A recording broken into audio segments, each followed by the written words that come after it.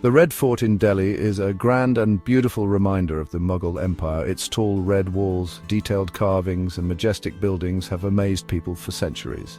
It's a UNESCO World Heritage Site, which means it's super important. The Red Fort isn't just an old building, it's a living piece of India's rich history. Imagine going back in time to when emperors and empresses lived there. Every corner of the fort whispers stories of power, love, and secrets. The Red Fort, also called Lal Killa, was the main home of Mughal emperors for almost 200 years. It played a big part in shaping India. The fort started being built in 1639 by the Mughal Emperor Shah Jahan. He wanted to make a capital city better than any other in the world. Today, the Red Fort shows us how ambitious he was and how skilled the Mughal builders were. Whether it's glowing in the morning sun or lit up at night, the Red Fort is always amazing. It's a place where history comes alive and you can almost hear the past whispering in its big halls and courtyards. Building the Red Fort was a huge job. It took more than 10 years, and thousands of skilled workers and laborers helped build it. Emperor Shah Jahan, who loved beautiful things and details, watched over the project himself. He wanted to make sure the fort looked exactly how he imagined a grand palace. The emperor chose Ustad Ahmad Lahori, a famous architect, to design the Red Fort. Lahori also helped build the Taj Mahal. He was really good at mixing Islamic, Persian, and Hindu building styles together, which created a special Mughal look. Work on the Red Fort began in 1638. Workers labored day and night, cutting huge blocks of red sandstone from quarries near Delhi. These stones were then brought to the fort, where skilled artisans carved beautiful designs into them. The fort's walls are super long, over 2 kilometers. They were built to look strong and keep enemies out, showing how powerful the Mughal Empire was. Inside these walls, a whole city started to grow. There were palaces, mosques, gardens, and big halls for meetings, all showing how rich and fancy the Mughal court was. The Red Fort is so beautiful because it mixes Mughal, Persian, and Hindu building styles in a perfect way. The Mughals loved art, and they used ideas from the places they conquered to create their own special style. The fort's layout is based on Islamic architecture, with matching sides, geometric shapes, and water features that make you feel peaceful. The detailed flower designs, swirling patterns, and beautiful writing on the walls and ceilings are from Persian art.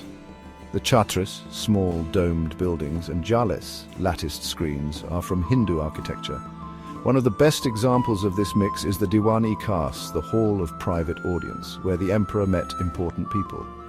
The pavilion's white marble walls are decorated with pietra dura, which is when you put colorful stones into marble. This technique started in Italy, but the Mughals made it even better. The Red Fort's gardens are also special. They are designed in the Charbagh style, which is a 4-part garden with water channels. These gardens used to be full of flowers, fruit trees, and fountains. They were a cool place to relax and a beautiful setting for parties and celebrations. Stepping into the Red Fort is like finding a treasure chest full of history and amazing architecture. Every gate, courtyard, and pavilion has a story to tell about the Mughal emperors and their fancy lives. You start at the Lahori Gate, the main entrance. It's named after Lahore, an important city in the Mughal Empire. Look closely at the archway to see the detailed carvings and verses from the Quran. Inside, you'll be in a big courtyard surrounded by tall walls. It's always busy. Walk through the Meena Bazaar, a covered market where the royal family used to shop. Today you can buy souvenirs, handicrafts, clothes, and jewelry there. Don't miss the Diwan-e-Am, the hall of public audience. This huge hall has many arches and is where the emperor met with his people. You should also see the Diwan-e-Khas, the hall of private audience. It has a beautiful white marble pavilion and amazing pietra dura work. This is where the emperor met special guests and talked to his advisors.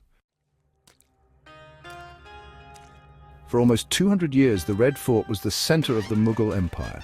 It saw the empire at its best and then its fall. From inside the fort, Mughal emperors ruled a huge area, from the Himalayas to the Deccan Plateau. The fort's location next to the Yamuna River was important for controlling trade and protecting the capital city. Its strong walls and army kept enemies away and the Mughal court safe. The Red Fort wasn't just about power, it was also a place for culture and learning. The Mughal emperors loved art and brought poets, musicians, artists, and smart people to their court. Inside the fort, new styles of painting, music and writing were created, mixing Persian, Indian and Central Asian ideas. The Mughal emperors also loved to build, and you can see this in the mosques, gardens and palaces inside the Red Fort. The Red Fort was the Mughal capital until 1857. Then the Sepoy Mutiny, a fight against British rule, led to the end of the Mughal Empire. The British took Delhi and sent the last Mughal emperor, Bahadur Shah Zafar II, away. The Red Fort is a reminder of how grand the Mughal Empire was and how it eventually ended. Its walls have seen hundreds of years of history, from the fancy Mughal court to the Sepoy Mutiny and India's fight for freedom. After the Mughal Empire fell, the Red Fort wasn't taken care of, and the British used its buildings for their army. But people knew it was important, so they started to fix it up.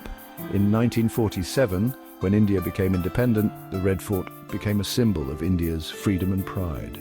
Every year, on August 15th, India's Independence Day, the Prime Minister raises the flag at the Red Fort and gives a speech to the nation. The Red Fort is important for more than just its history. Its beautiful architecture, a mix of Mughal, Persian and Hindu styles, has inspired many artists and architects. Today, the Red Fort is a very popular place for tourists.